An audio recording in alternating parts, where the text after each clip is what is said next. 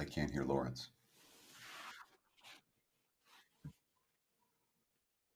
The Prez messed up. The Prez messed up, and welcome to WagerTalk Today, everybody. I'm Lawrence Presman. It's Monday. Happy Labor Day to all of you guys. Like always, Teddy Covers in the seat next to me, about 3,000 miles away. How are you, Teddy? How was your weekend? It's a good weekend, man. And of course, it's still Labor Day weekend because today is Labor Day, obviously. But we won for the clients, and that's when you ask how was your weekend, that's what matters. So you're winning or losing, and I won. So running pretty good. Dude. How about yourself, Your NBA is simply outstanding right now, and we'll get to it. Big show today. Marco up first. We're going to talk some baseball and college football with him. Then Jeff from Oskeim Sports, just rolling in baseball right now. He's going to take apart one of the NBA games and some college football, and of course, Ralph Michaels at the end. Teddy, man, let's start right off the bat. I know we said we'd talk about it later, but I'm so excited, man. Tomorrow is a big day. Your win-loss record report comes out for the NFL. This is probably one of the most famous reports in the entire industry. Literally since 2001, you are 88-40 in predicting the win-loss records in the NFL. Tell us about this report. Tell us what everybody gets. Tell us how they can get it. Sure. I mean, the report's going to be available. It comes out at noon Pacific time tomorrow, 3 p.m. on the East Coast. It's available at sportsmemo.com. And of course, you're going to get the picks, and it's NFL season over under wins. You're going to get the plays. You'll get the analysis with the plays. And the advantage, of course, with the analysis is that it's going to give you situations throughout the course of the year where this is going to be a bet on team or a bet against team, et cetera, et cetera. But I mean, 88-40, the record speaks for itself. 13-3 with the 5% big tickets. It's a report I work on all summer. It's a report that this year is delayed or has been delayed because of the unique situation for the 2020 football season. But again, it's $1.99. You get it for free if you sign up for the season. The NFL has been pretty good for a long time. 57% documented, counting every play every day over the last 5 years. So and that doesn't include the win totals for what it's worth. So that's just sides and totals during the regular season and the playoffs. But you get it again. It'll be available tomorrow, noon Pacific time. Sports Memo and WagerTalk.com. Teddy, I know you didn't mention this, but I want to mention this to everybody out there.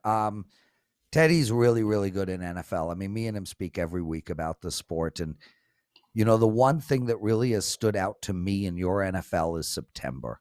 I mean, year after year, you come out of the gates flying. Last year, man, there was some numbers. I mean, it was just crazy how great your starts are. Yeah, I mean, week one's been, in particular, has been really good. I think 16-3 in week one over the last 5 years. So I've got a 3-pack locked and loaded right now, including a 5%er for week one. So you can get that right now. You don't have to wait till tomorrow. But it's not about hype, man. Let's talk about some games. Let's talk about some beats. Obviously, you can get on board at your convenience at sportsmemo.wagertalk.com. Thanks for the promo, Lawrence. No worries, brother. And I just want to make mention, and then we'll get to bad beats and Teddy's game, big game breakdown, Kanye West Award, etc. Brian Watson, welcome, my friend. Thank you. You can't find my 5% play. It'll be up any minute now. It is up, but it still says $40. I do too have a 5% play in NFL for week one. It's up. You can get it for $9 over at WagerTalk.com. Just bear with us as we get that package up for you all. Teddy, bad beats, bad bets. Talk to me. We got to start in the NBA, okay, where the result for the books in, I'd say both games weren't particularly good, but in particular, the Bucks and the Heat. All right, with Giannis first not expected to play and downgraded to questionable, then upgraded to he's going to play. That line got bombed with Bucks money. It opened Heat 1.5, 2.5, and closed Milwaukee -1, 2, 2.5. And with Giannis in the game, it looked like the Heat were going to sweep. With a couple minutes left, it looked like the Heat were going to sweep. But a furious comeback by the Bucks end up winning in OT. Chris Middleton goes nuts in the extra session, and they win by 3, which means that all of that money that came in on Giannis, and Giannis is going to play, even though he got hurt and didn't play for most of the game, all that money ends up cashing, and that was a very bad result for many bookmakers around Las Vegas and across the United States. So wild finish there. All the money comes from Milwaukee. Milwaukee gets the money, and that was the sharpest money that was flowing in on the Bucks with Giannis upgraded to Pro Bowl. Wild one there. And not that the second one wasn't wild. This one stressed the hell out of me, Lawrence. Oh yeah, dude. I was a big play on the Lakers. Big play on the Lakers. I was on the Lakers as well, my brother. Congratulations to you. Yeah, well, at halftime, I'm like, I'm an idiot. I should have been a first half play, but it'll be fine. I'm like, the first half was the better play, and I'm an idiot. I should have. And then, of course, the third quarter comes, and the Rockets start draining every 3, and next thing you know, the Lakers are losing, and you're like, oh my God, I freaking had a winner in my hands, and I let it fall. I let it drop. And then the Lakers go on their run in the fourth quarter, and there we are with a minute left, and it's nail-biting time. And what happens? You have a turnover. You have a Harden turnover. Then the Lakers dribble it out, and then there's that little window that maybe someone launches something, and you're going to sweat. Do they win by 5? No shot goes up. Lakers win by 8. No muss, no fuss, but that was a sweat and a half. Largely two-way action on the game. Wasn't a particularly bad result for the books, but I know the books that cater to sharp bettors, a lot of them were at 6 by tip-off of that one, so certainly not a great result for bookmakers on either of the 2 NBA games yesterday, and both with interesting and sweaty finishes, regardless of what side you had. I had a monster day. Also, Teddy, I had the Lakers minus 5.5. I also had the under in the Vegas Knights game for my clients. But I also bet tennis, Chapo, as a dog. He won. And I bet the Lakers first quarter and first half, and both of them won. Just a fun day. I had an awesome weekend betting. Teddy, let's get into Teddy's big game breakdown. The Clippers. -9 against Denver, a total of 219. Take this game apart for us. Sure, and it really is an interesting game. I mean, we've seen the Clippers A game throughout the postseason be strong enough to dominate everyone they faced. And it's not like they faced a bunch of great defensive teams yet, but in the series against Dallas, in the series against Denver, so far, we've seen this Clippers team, when tested, when pushed, they've been putting up some really strong efforts on both ends of the court. Offensively, LA's capable of draining threes in any given day. And, of course, they're coming off a game in which Kawhi wasn't hitting, in which Lou Williams weren't hitting. They were combined 0 from 9 for three-point range. And I think they combined 10 shots between them, 10 of 30-something. It was pretty ugly for their best starter and their best even though Montrez won the Sixth Man Award, Lou Williams certainly impactful in that regard for the Clips. So we saw the game 1 dominance. We saw the game 2 no-show, and the early game 2 no-show. Obviously, first half, the defense wasn't there for LA. What happens with the Clips when they're coming off a bad defensive performance, a performance that cost them the game? What we have seen both during the regular season and here in the bubble, they tend to step up on the defensive end of the court. And it's a Denver team. Denver matches up pretty well with LA. They have quality depth coming off the bench. Now the Clippers bench has a huge edge. The Nuggets have perimeter defenders who are capable of at least getting in front of George and Leonard to keep the Clips from getting easy, uncontested looks at the bucket. And the intensity's been there for the Denver Nuggets. Really has on the defensive end of the court. My preferred play in this one is on the under in this ballgame. It's a Nuggets team that they went 13-1 to the over in their first 14 games in the bubble. They had the seeding games in the first 6 games against Dallas. 6 then has been 3 straight unders. And I see that trend continuing. I really do. There's residual value on a team that goes 13-1 to the over, playing them under once that streak ends. We've seen the defense for Denver. I expect the defensive effort for the Clips. So even if we see a few more LA three-pointers falling tonight, no surprise here if this one stays under the total. I wrote it up. It's a free play right now. You can get it at Sports Memo or WagerTalk.com and get full analysis on this game or this total recommendation for tonight. Thanks, Teddy. A nice breakdown. We're going to do the Kanye West Award. Then we'll take a commercial break, and we'll be right back with Marco D'Angelo. I'm very excited to have him on the show. He's going to look at a couple of baseball games and the BYU Navy game. So stay with us. Teddy, Kanye West Award. I mean, my one is simple. I don't know if you have a separate one, but what happened at the U.S. Open yesterday with Djokovic was unbelievable stuff. He clearly accidentally hit the ball, and it hit the windpipe of one of the ball ladies. She went down. She was clearly in a lot of pain. It was a whole to-do, and then he got disqualified. I don't know how much of tennis you follow, but the Joker has not lost a tennis match in the year 2020. Also, he's a couple of I think he's got 14 or 15 majors. He's 2 or 3 behind Federer for the greatest tennis player of all time.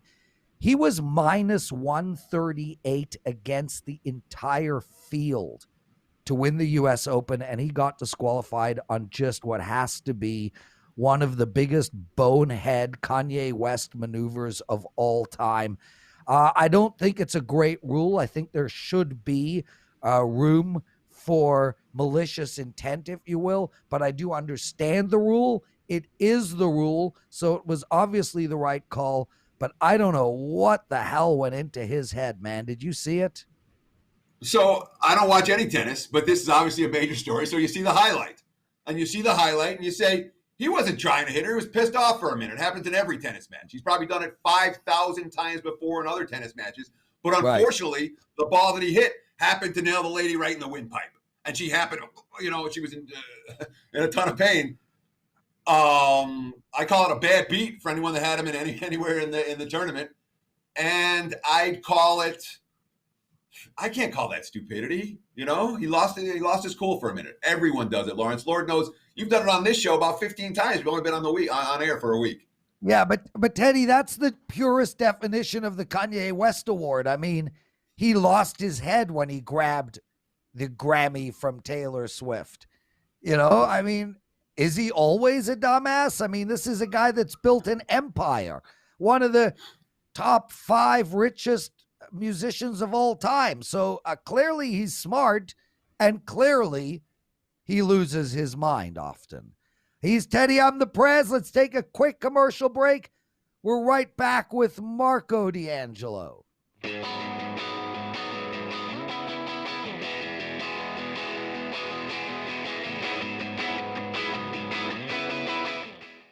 Football is here, and the Gold Sheet, the nation's oldest sports betting newsletter, is back for its 63rd year, bigger and better than ever. Gold Sheet has a new, improved web-based, mobile-friendly format that includes all of the winning information you rely on with the easiest access ever. While the format is new, all of the features you are accustomed to are still there. That's right, analysis on every pro and college game, key release selections, updated power ratings on every team, point spread logs for all NFL and college teams, and all college football games through May 2021 will be included. To celebrate joining the WagerTalk family, we are offering our subscribers our best deal ever. Sign up for a season of any Gold Sheet product and get $200 in wager bucks as a bonus. Wager bucks can be used to purchase handicapping information from any of our 40+ experts on WagerTalk or sportsmemo.com. Head to goldsheet.com/WagerTalk for any subscription and bonus details.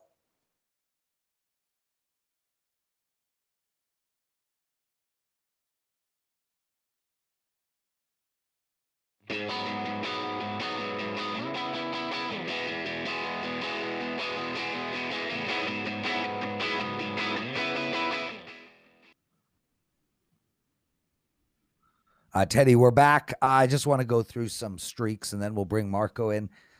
Our baseball, just insane, dude. Everybody is absolutely rolling right now. You go down the list. Jeff from Oskeim Sports, he's won his last 4 games in baseball. He's on an 18-5 baseball run.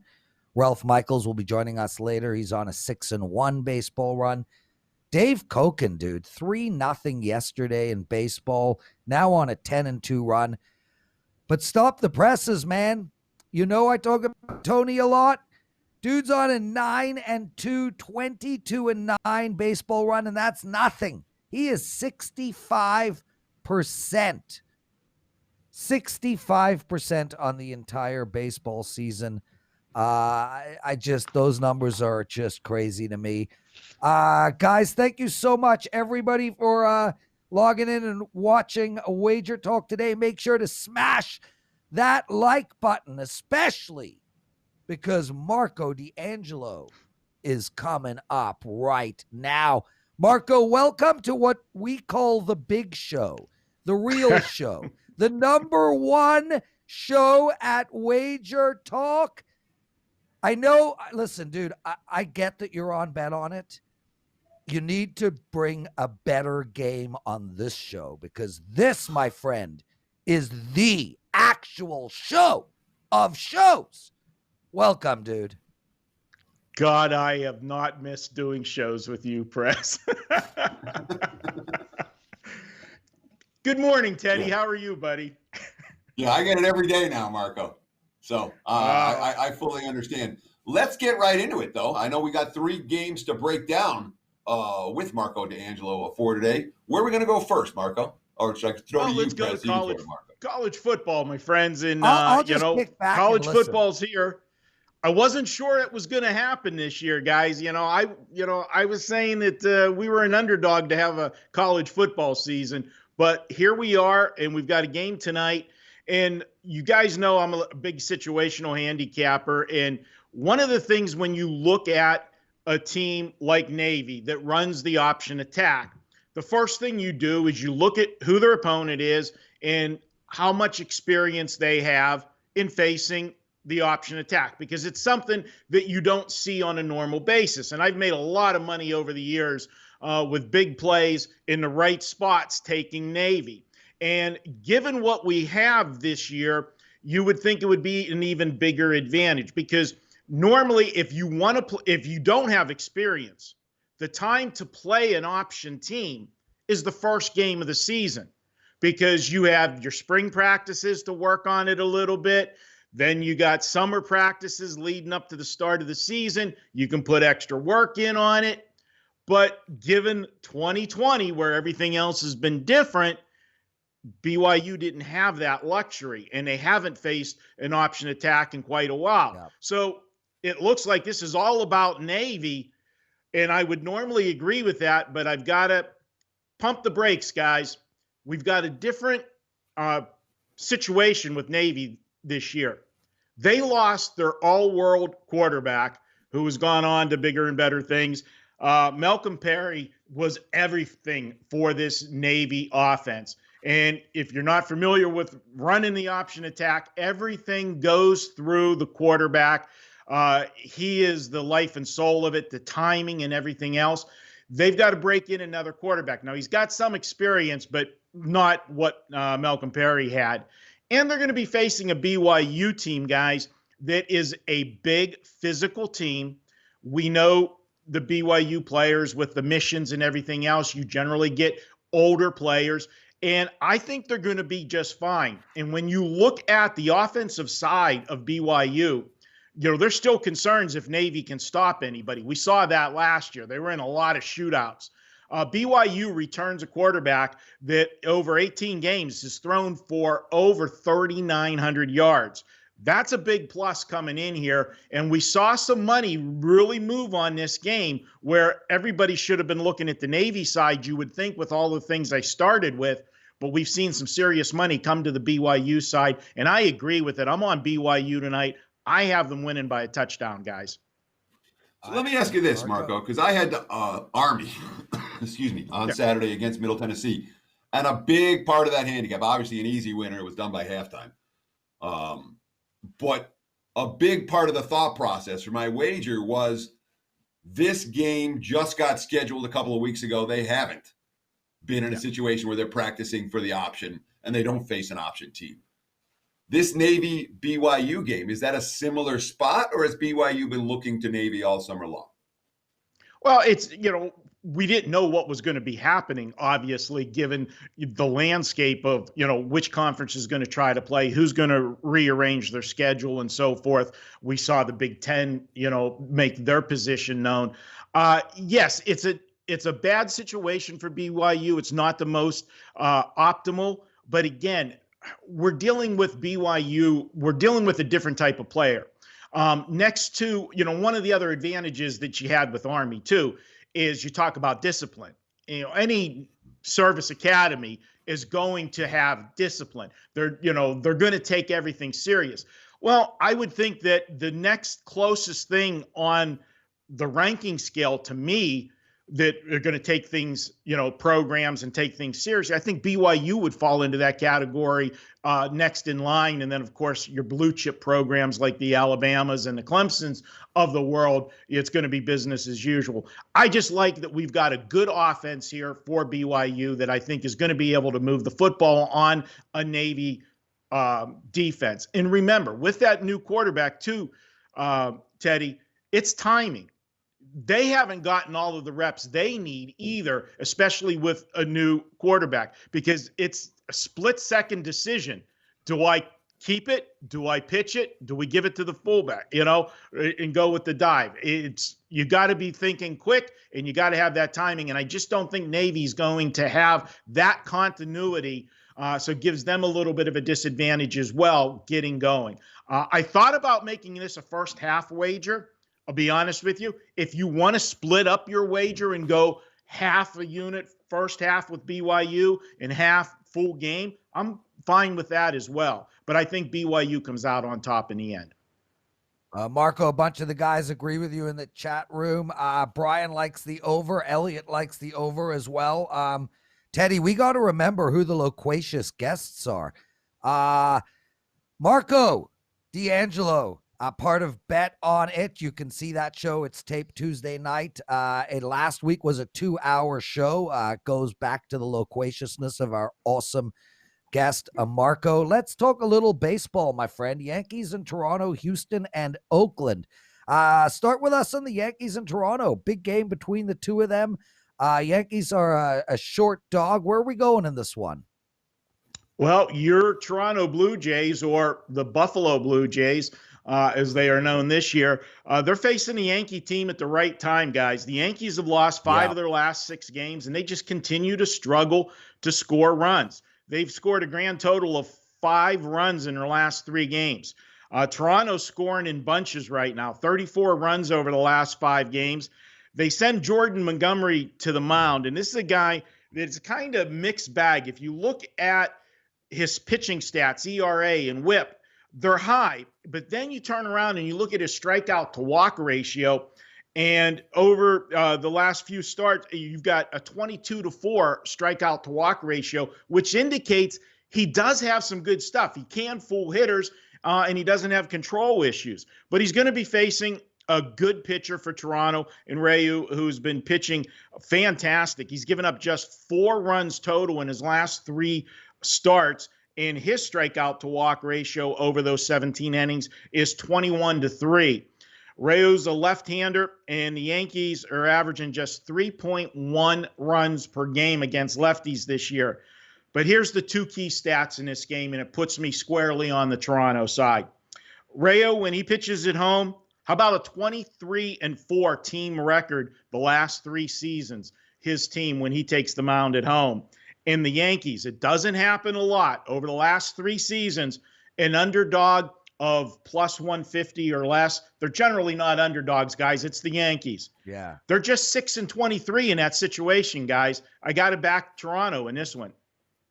And that's a stat that really stands out, that short dog range, 6-23 for the Yankees. Yeah. Not pretty. I want to ask you this.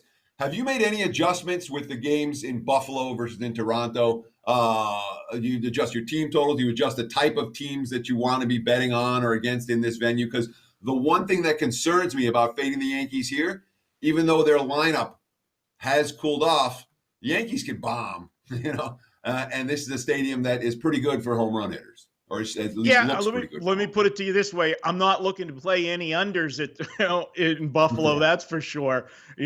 Just order me a plate of wings, and if you got to have action on the total, it's going, you're looking at the over with it, but you've got a hot pitcher, and the Yankees have struggled against the lefties. So not there, but, Prez, ask you for Toronto, how hard is it for you guys not to have the team, in your country with the situation and being the Buffalo team?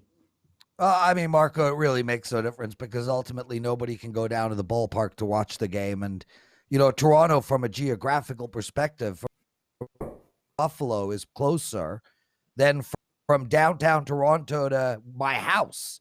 So this is a very large city, my friend, 8 million people in it. Listen, Marco, you're doing great, dude. I think, you've really stepped up your game now that you're on the big show. So congratulations on that. I want to talk Houston and Oakland.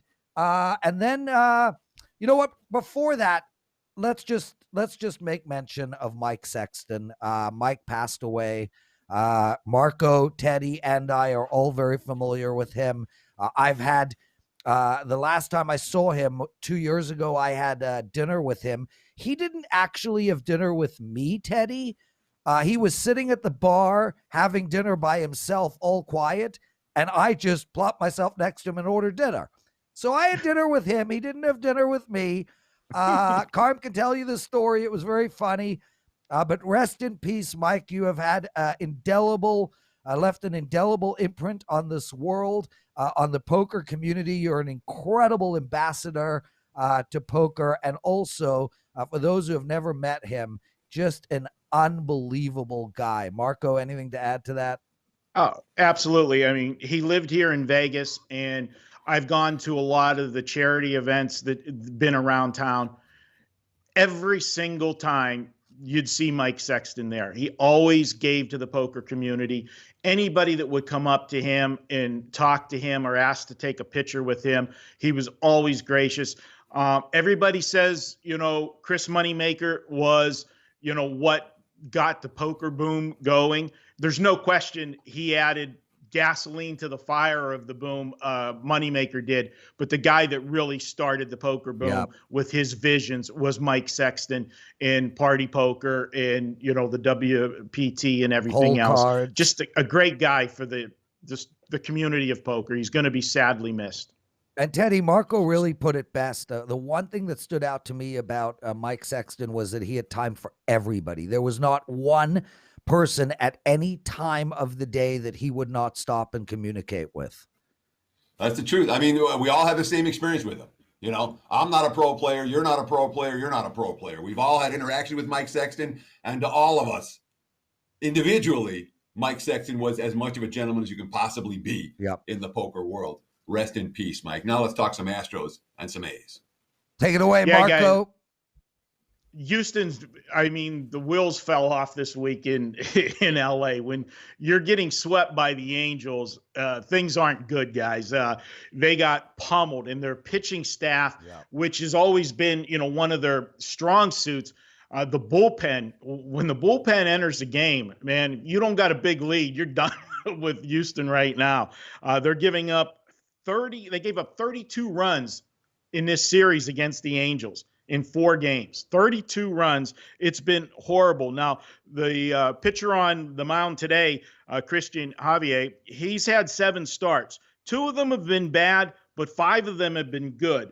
But when he starts at night, they're 3-0 in his 4 starts, and his ERA at night is 1.11, and his whip is an incredible 0.65. So we always talk about home and road dichotomy. You got to look at splits as well with day and night, because it's the way guys, pitchers are seen. And he definitely has the advantage at night. Now, Oakland sends Frankie Montas to the mound. This guy started the season out very good, and I'm friends with, the Oakland A's announcer, and he was really high on Montas coming into the season and an entire Oakland pitching staff, and the wheels have fallen off this kid. He's been basically a human pinata over his last 3 starts, an ERA of 16.75, and a whip, guys, a whip of 2.89. You put nearly 3 base runners on per inning, it's not going to end well.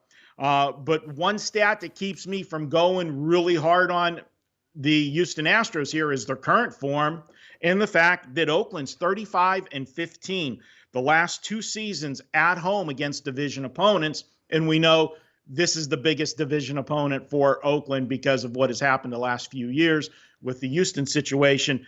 What I'm going to do, I don't trust the bullpen, but I like the pitching matchup. I'm going to go Houston first 5 as a dog and see if we can hold them down the first 5. And then after that, what happens, happens. I don't have to worry about the bullpen. Worth noting that the A's not likely to have Matt Chapman in the lineup today. He's scheduled for an MRI. And Marcus Semien also listed as questionable. So they could be missing the left side of their infield in a matchup that the Astros need a little bit more than the A's do right now. He's Teddy Covers, Marco D'Angelo with us. Guys, check Marco out on Bet On It.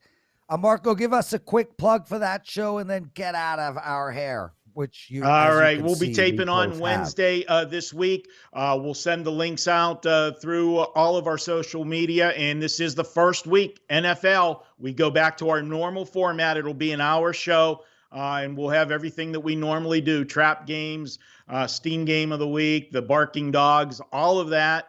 Check it out. Bet on it. The flagship show of Wager Talk. Okay, boys, Marco, thanks so much for joining us. You're on this show every Monday. We love having you. You're one of my partners at WagerTalk.com. I'm a huge fan of yours personally and professionally. Now get the hell out of here. We'll be right back with Jeff from Oskeim.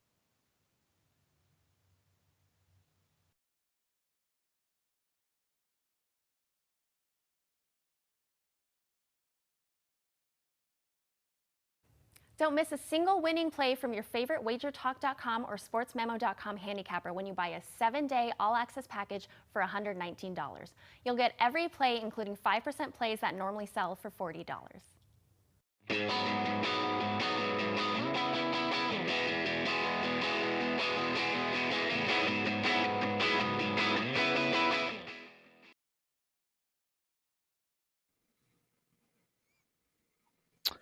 Hey guys, welcome back. Okay, let's get into some NBA streaks happening over at WagerTalk.com. And Teddy, you lead the way, dude. You lost your 5% play on the Raps. I was not unhappy about it, no disrespect. But you bounced back last night, 5% on the Lakers. You're on an 8-1 NBA run, 25-8 as well. Kevin Dolan right behind you, dude. 7-2 NBA run, 14-5 his last 19. And Dwayne Bryant, he's on a 6-1 NBA run. But dude, you are leading the way. Congratulations, man. You're really seeing the NBA well during this time period.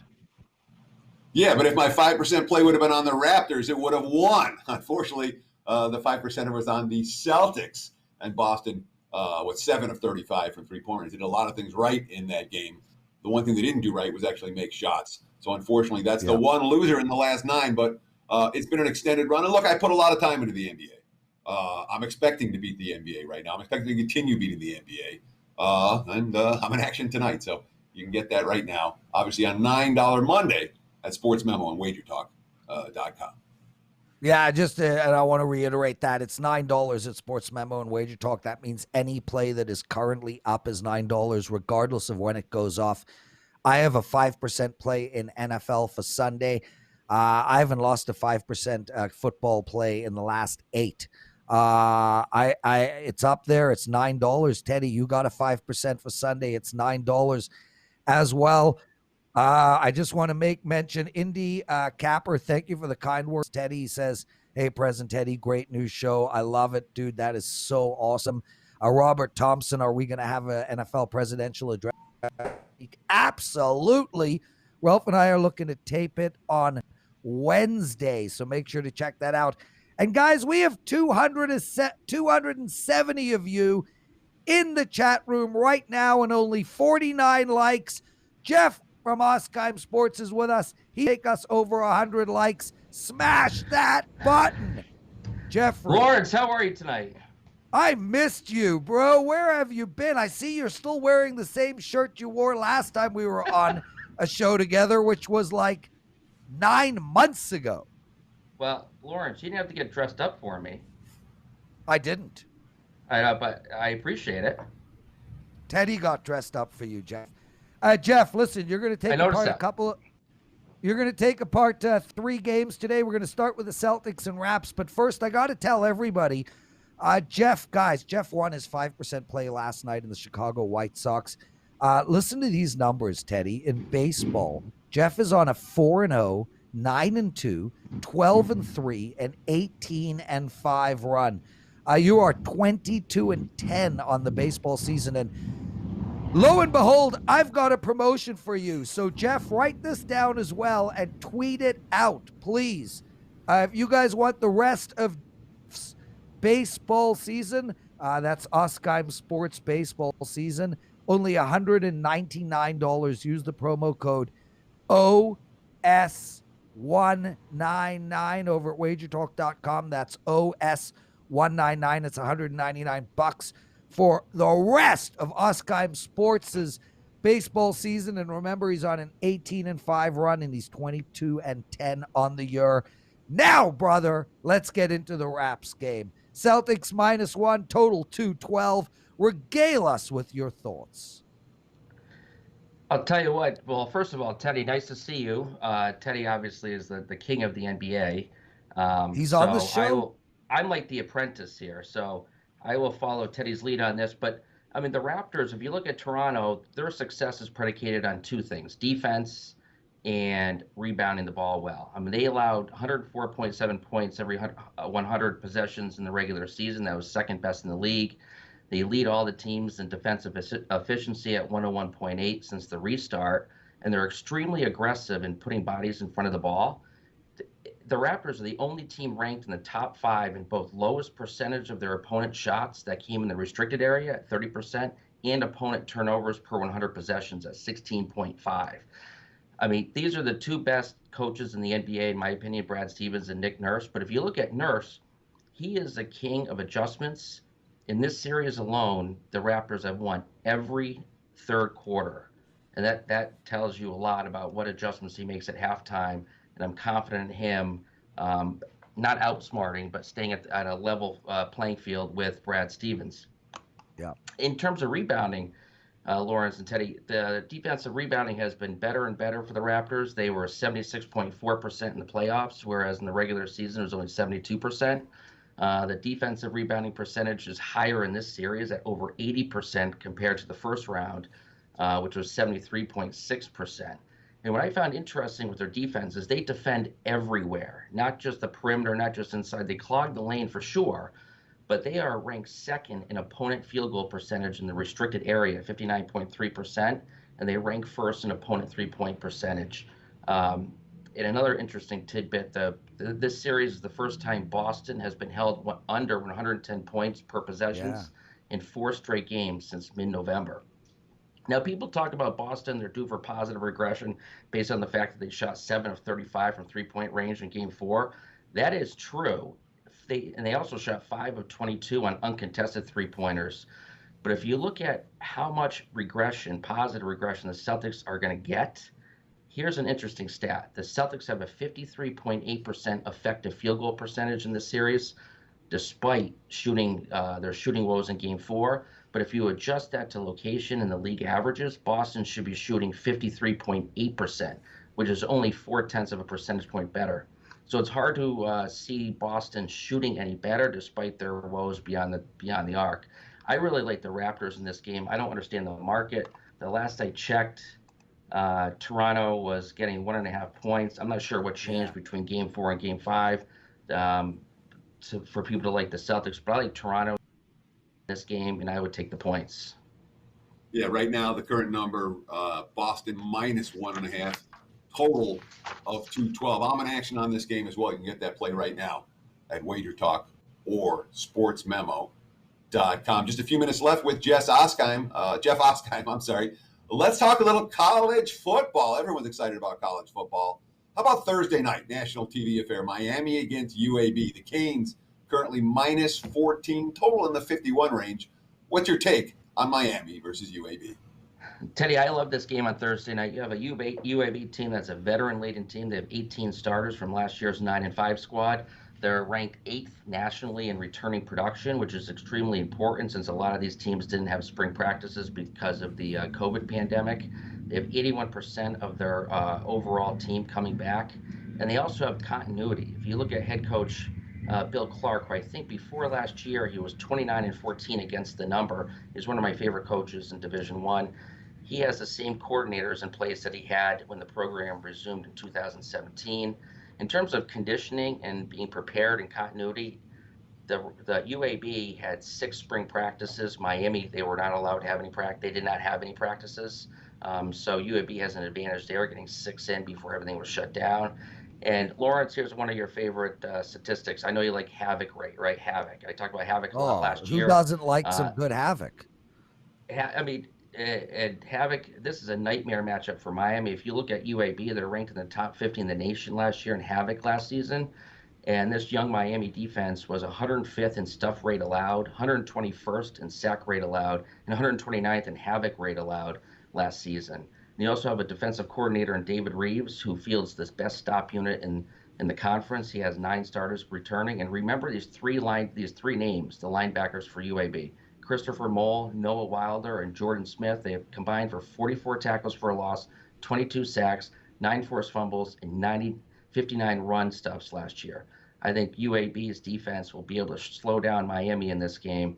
And the scheduling advantage, I'm sure Teddy and both of you had this circled. UAB already played a game last Thursday night, so they have a game under their belt. They also had spring practices, and they have a bye on deck, whereas Miami has not played yet. This is their season opener, and they have a huge look-ahead game against Louisville next week. I like UAB plus the points. My math model Yeah, Jeff, I think that's Miami such a by 8. great point. I think that's such a great point about the fact that Miami hasn't played yet, and especially with the COVID situation going on. Teddy, any thoughts? Sure. It's definitely worth noting that if you want UAB plus 14, bet that right now. The leading indicator books are already at 13.5 on this game. You can still find 14s, but I don't think they'll be there by kickoff. So if you like the Blazers plus 2 full touchdowns, do it sooner rather than later. Wow, what a great day on Wager Talk today. Marco, just awesome analyst. Jeff as well. Jeff, we are running a little out of time, so we're going to take apart the Coastal Carolina-Kansas game. So give us a quick opinion on that. And make sure, Jeff, to tweet out the promo code OS199. It's $199 for the rest of your baseball season. I organized it with Missy today. Talk to me, Jeff. Kansas, Coastal Carolina. Very quickly, I really like Coastal Carolina in this game. One of the reasons why is they have 14 returning starters. They're ranked nationally in returning production at 75% on both sides of the ball. And they are one of only 2 schools who are able to compete a full allowable slate of 15 practices in the spring. That was UConn, who canceled their season, and Coastal Carolina with 15 practices. That is a huge advantage in this game. Yeah. Kansas had 0 practices, and they only have 11 returning starters. I really like this Coastal Carolina team as a live underdog. Their offense thrives on ball control. They run the ball, slow the tempo, and create third down and shorts. They have the best offensive line in the Sun Belt Conference, and their defense is bend but don't break. I really like this team. I see, Teddy, maybe you have some information on this because I see the spread in this game went from 3 to 6. It was running around 3.5, 4 yesterday and today. Now I see it at 6, 6.5 at most books. I'm seeing 6.5 popping up. It looks like an opinion move. The market's like Les Miles. Yeah, that's a pretty big opinion. Yeah. He's Jeff Oskeim, Teddy Covers. I'm the Prez. We're going to be right back with Ralph Michaels. Jeff, I can't thank you enough. You're filled in under very little. Well, I didn't give you much notice. Let's be honest here. You did an outstanding job. Next time I see you, hopefully you won't be wearing a 1980s denim shirt. But we love you no matter what. Unbelievable. Get the hell out of here and keep winning in baseball, baby. Thanks, gentlemen.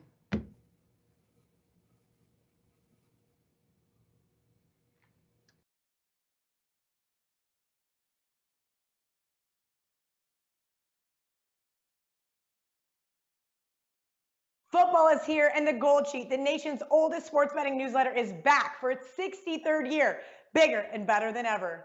Gold Sheet has a new, improved web-based, mobile-friendly format that includes all of the winning information you rely on with the easiest access ever.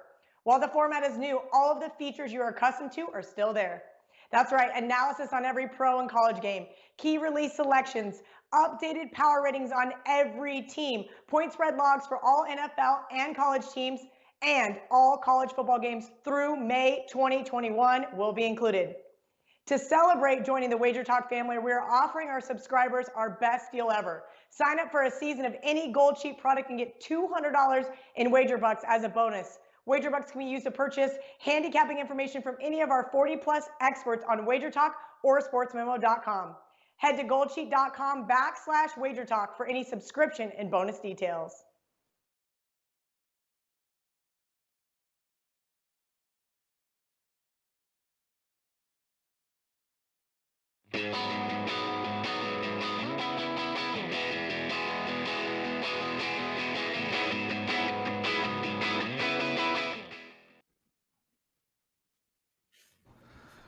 Teddy, we got a lot of guys in the chat room today. Very active. 86 likes. We've got 14 more for 100.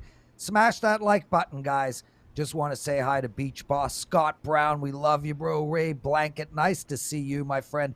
Brian Watson, I see you in every show I'm in. It's such a pleasure. Robert McIntosh, Bruce Gallick, Andres Laurier, Ron Crawford, thank you for joining us. Davy Jones, Pineapple Cook. I'm curious what you make, Mr. Pineapple Cook. I love pineapple on my pizza. That's a different story.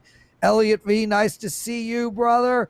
Scooty and Rick Butt Channel. Don't know what that is, but welcome to our show. Jake the Degenerate, you as well.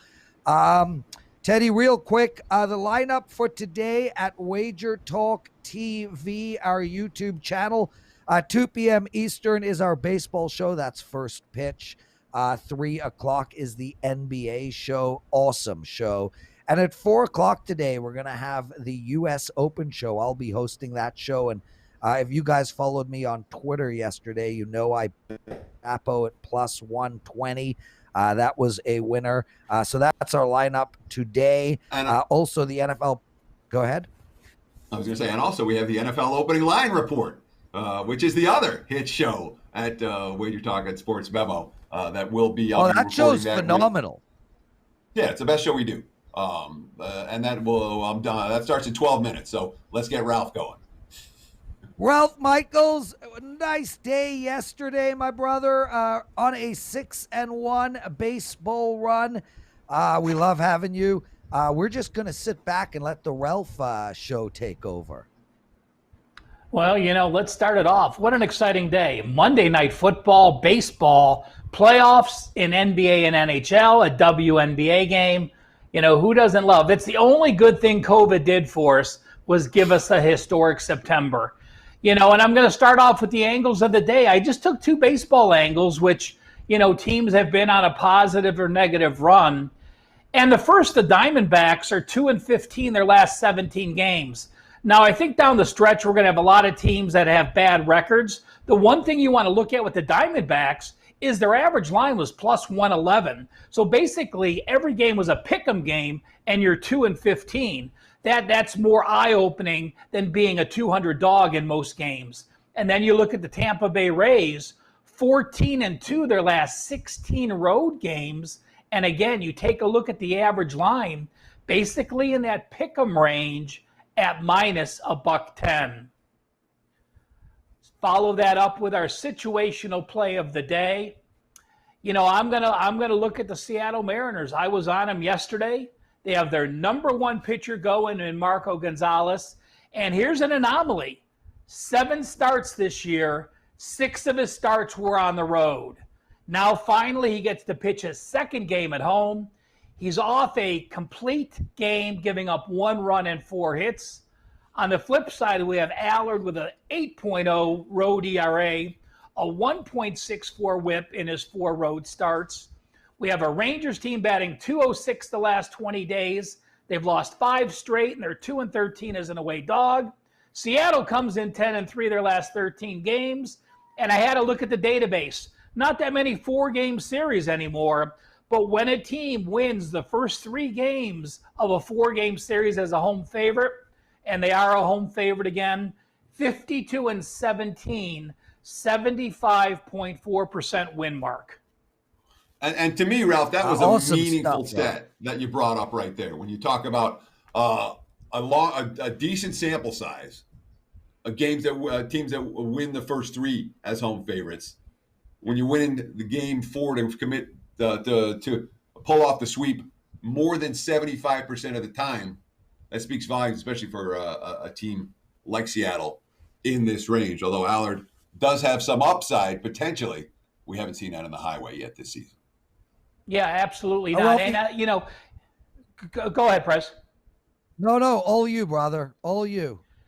Well, let's go to the Wager Talk Did You Know? And, of course, it's NFL week, so I have to, bring up an NFL scenario.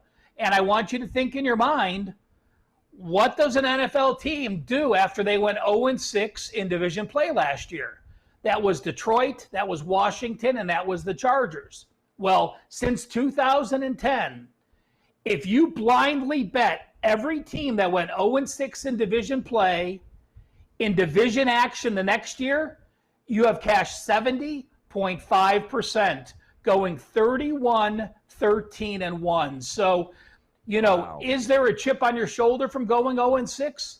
It obviously seems so. I did come up with an interesting scenario, so I did put this number in.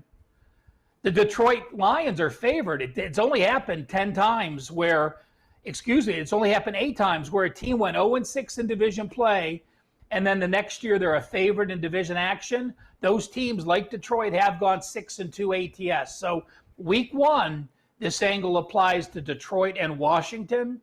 Week 2, this angle applies to the Chargers. And Prez and Teddy, you guys know me. Anytime I'm running a scenario, my mind automatically says, well, if we know if a team is 0-6, I want to know the flip side. So is it a negative that a team went 6-0 in division play, like Kansas City and Green Bay did last year? I ran the numbers, and actually it's not. Since 2010, those teams that went 6-0 in division play one year went 27-20, 57.4% the next year. So I actually thought it would be closer to 50%, but both 0-6 teams and 6-0 teams have been a positive ATS record, but I could not get the database to throw out when they play each other. So, those scenarios are a situation where I would pass on, but I would certainly look at those other situations.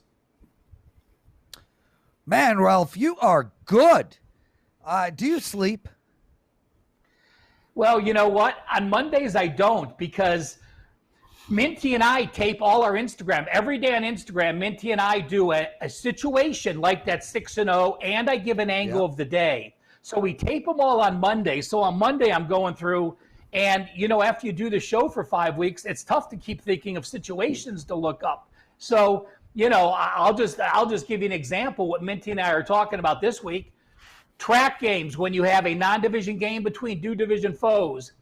Bad teams laying points, good teams getting points, NFL double revenge for division foes. So all of those situations Minty and I will be going. Follow Wager Talk on Instagram, and you can watch all those videos. He's Ralph Michaels. Teddy Covers with us. I'm the Prez. Guys, how great is Wager Talk? I mean, come on. Running 4 to 5 hours a day of live videos. We own the Gold Sheet, the #1 publication in the space. We've got about 40 handicappers. We cover all sports.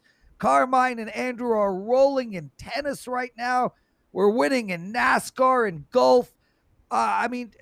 Geez, Ralph, this business is just coming together. Prez, let's not also forget that Johnny's back in Detroit pulling his hair out. Oh, no, sorry, Johnny, you're not. But Johnny's back struggling. He's putting together a list. We're doing 30 game videos as well. We're matching up handicappers. You're going to see Teddy and me do a video. You're going to see Brian and Mid-Major Matt do videos. You're going to see Marco and Mark Lawrence doing game videos. So we're going to be on Tuesday and Wednesday filming every college football game this week, filming every NFL game this week. Again, another 25 plus videos for people to watch at WagerTalk TV. Yeah, it's unbelievable stuff. Teddy, thanks so much for doing this with me every day, dude. We haven't argued in 3 shows. We'll try to fix that at some point this week. Guys, everybody, thank you so much for getting us over 100 likes, for taking time out of your busy day to join us. I hope you have an absolutely wonderful Labor Day.